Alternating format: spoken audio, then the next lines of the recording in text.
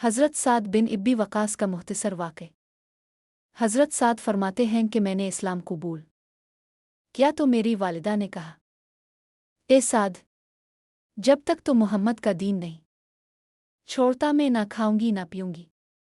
حضرت سعد نے نہایت ادب سے فرمایا، اے امی، اگر آپ کی سوجانیں بھی نکل جائیں تب بھی میں اسلام کو نہیں چھوڑوں گا۔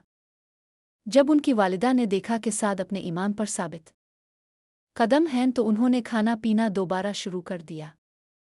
یہ واقعہ قرآن کی آیت سورۃ لقمان 15 کے نزول کا سبب بنا، اور اگر وہ دونوں تجھ پر زور ڈالیں کہ تو میرے ساتھ اس چیز کو شریک کرے جس کا تجھے علم نہیں تو ان کی بات نہ مان، لیکن دنیا میں ان کے ساتھ اچھا سلوک کر۔